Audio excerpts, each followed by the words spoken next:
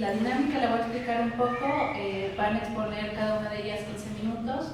El orden será un poco por las percepciones históricas que se tienen, Simone de Beauvoir y Judith Butler. Entonces iniciamos con Frida Sofía, desde estos primeros acercamientos que tenemos desde su trabajo, que es el cuerpo, para Simone de Beauvoir.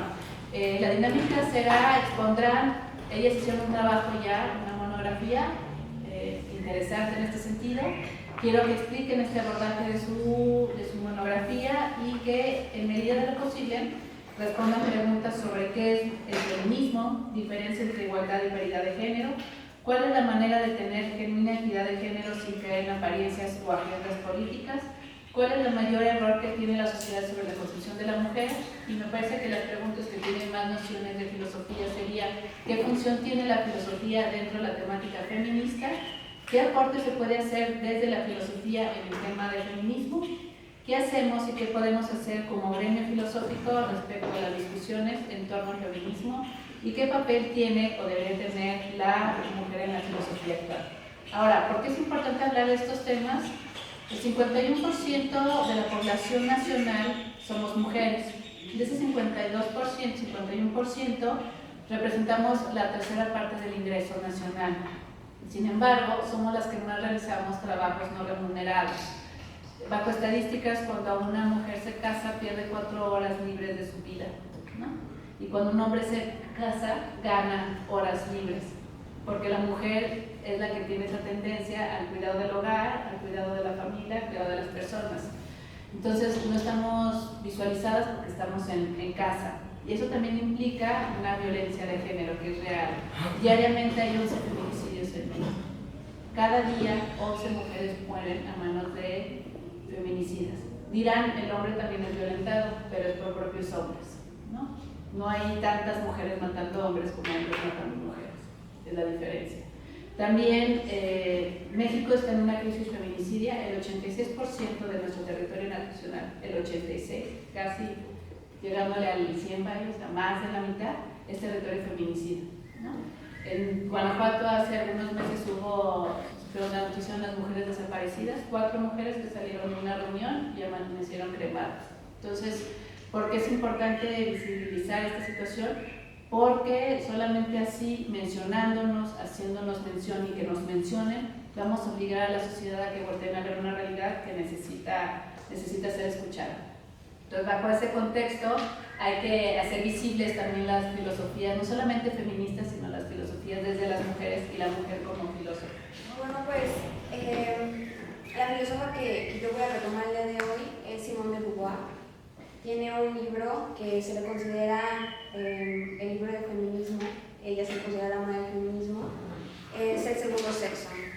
Fue publicado en 1937 y me gusta bastante este libro porque hace un reencuentro histórico y describe a profundidad varios temas como la parte biológica, la parte social, el poder, ¿no?, que está ahí como intermedio entre el hombre y la mujer, por este sometimiento que ha sido evidente y sigue siendo evidente, y pues poco a poco, ¿no?, es el propósito de lograr una igualdad ante la ley y una equidad de sexo, género sexual. Primero voy a retomar lo biológico. Simone de Beauvoir hace gran hincapié en la parte biológica porque es la manera en la que vemos al otro. Nos representamos por nuestro cuerpo, es nuestra herramienta para estar en el mundo. Y la mujer se ha ido desidentificando, ajenándose de su propio cuerpo por la manera en la que este ha sido concebido durante tanto tiempo. Por ejemplo, la menstruación es todavía incluso un tema tabú del que no se habla, incluso en las escuelas. No se sabe bien qué está pasando con tu cuerpo, sufres tantos cambios hormonales. Esta es la etapa, ¿no?, que marca tu vida fértil. Y es un tema muy poco hablado donde la mujer se queda sola, sin explicación alguna, con muy poca información, y esta falta de entendimiento de su propio cuerpo crea una enajenación hacia este. También se ha tomado el cuerpo de la mujer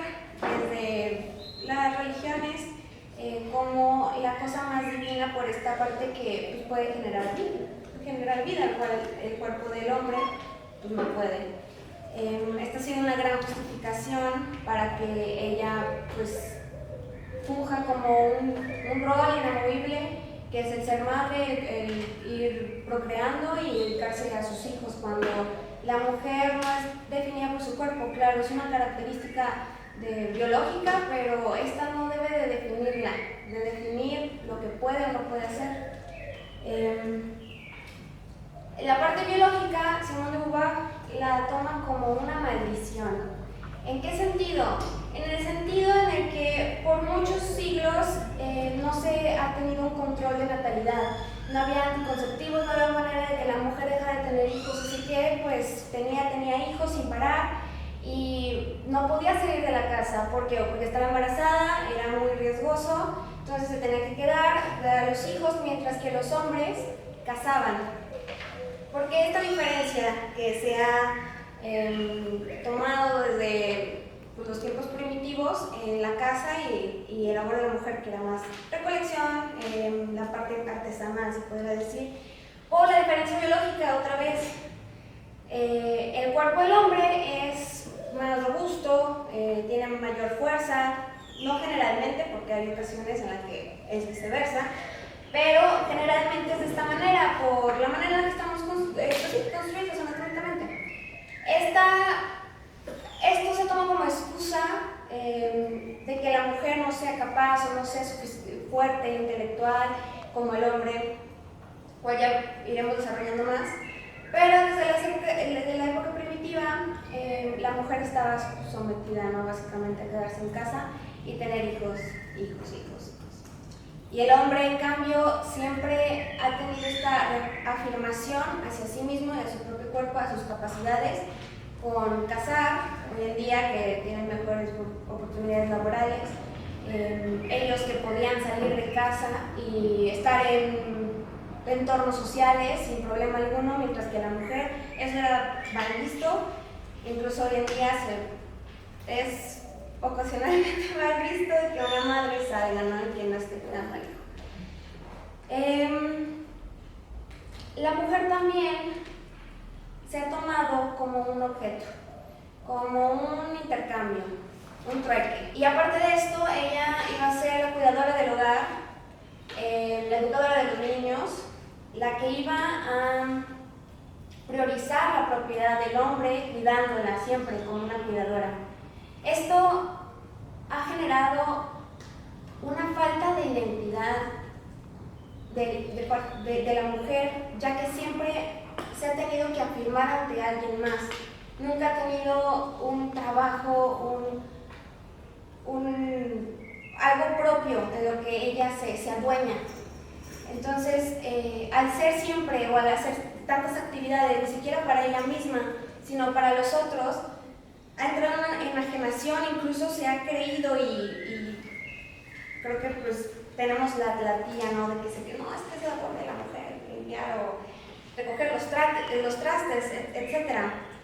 Que se ha creído y está tan naturalizado este rol que la mujer debería de seguir, simplemente por una cosa biológica que no debería definir a la persona, ya que son cosas que ontológicamente son seres en el mismo nivel, si quieren tomar con la misma alma, que no tiene diferencia alguna en sus capacidades, en lo que puede alcanzar, conseguir, desarrollarse.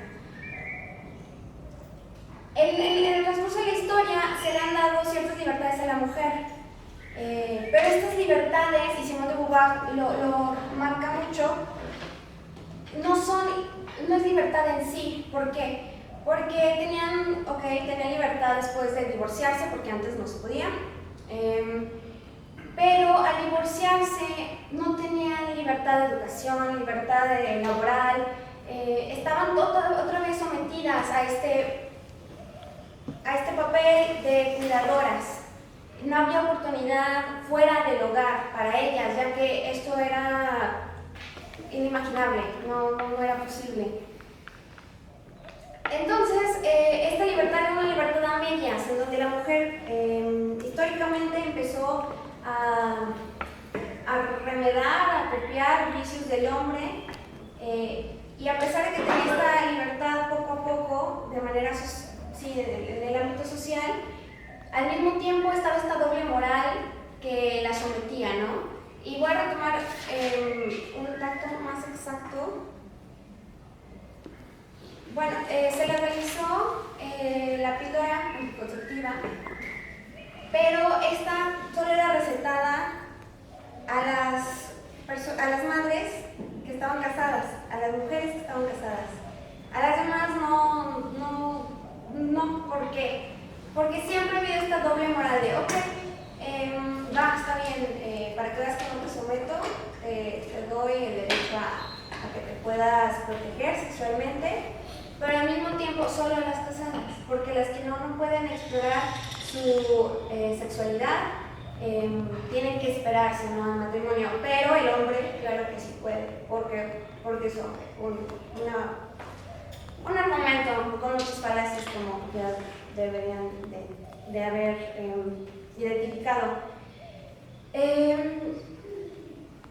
La mujer entonces estar encerrada en solo papeles o actividades domésticas, su casa se convirtió en su mundo, sus hijos, la limpieza,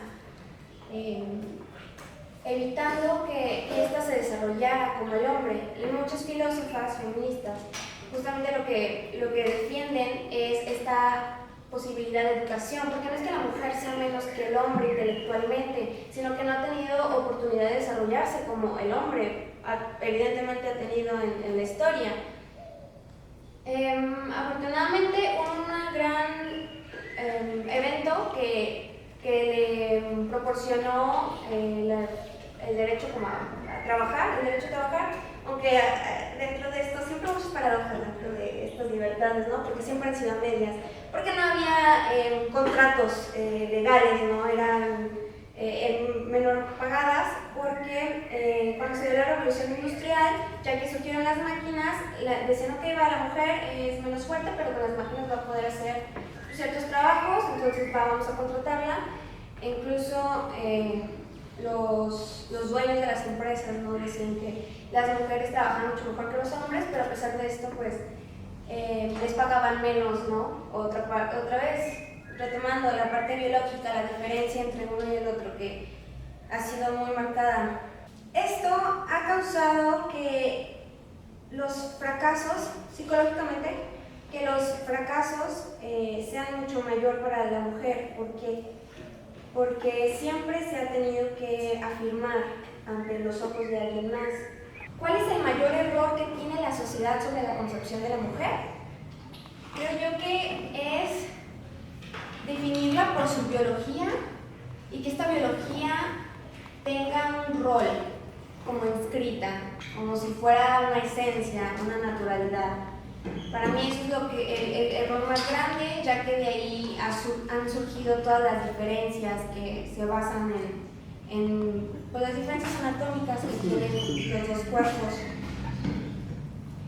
Y hay una que me llamó mucho la atención, que es ¿qué papel tiene o debería tener la mujer en la filosofía actual? La mujer ha estado inmersa en la filosofía, menos que el hombre, sí, claro, pero otra cosa es que no conozcamos los nombres de las filósofas. Para concluir, desde la pregunta ¿qué es el feminismo? Si para Simone de Beauvoir el cuerpo y el sexo parecería una condena o es una condena, porque trae consigo la menstruación, los partos, embarazos, el cuerpo sexual o el matrimonio que domina. El feminismo tendría que ser un empoderamiento del cuerpo, un retomarnos como un cuerpo propio, una puerta, como lo mencionan también grupos feministas, que cambia esta visión de algo que nos limita hacia algo que nos libera, algo que tendremos que cargar hacia algo liberador. Entonces el feminismo es retomar temas que han sido históricamente puestos como una carga a que sean propios y que sean liberadores. Gracias, Frida.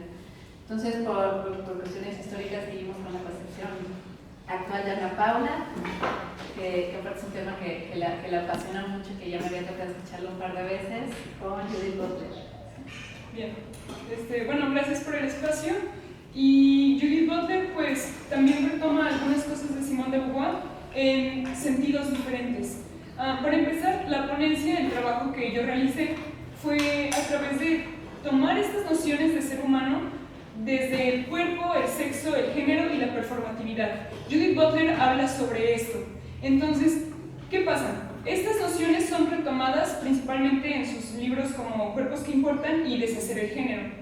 En este sentido, el género y el sexo, para Judith Butler, ambos pertenecen a un discurso.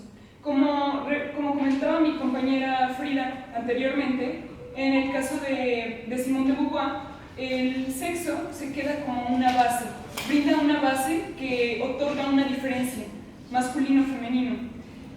Esto, para Butler, sigue siendo parte de un discurso, no es una base fija, sin embargo, se ha utilizado para perpetuar cierto tipo de violencia.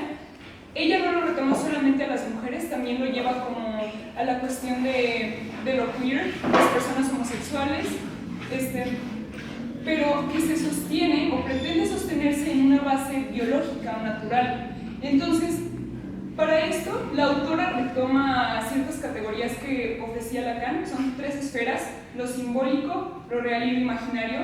En el caso del sexo, parecería estar en lo real, parecería establecer una base real para lo que sería posteriormente un constructo social como lo es el género, pero en realidad está también en lo simbólico, puesto que el ser humano entiende las cosas desde lo simbólico y nos comunicamos desde lo simbólico.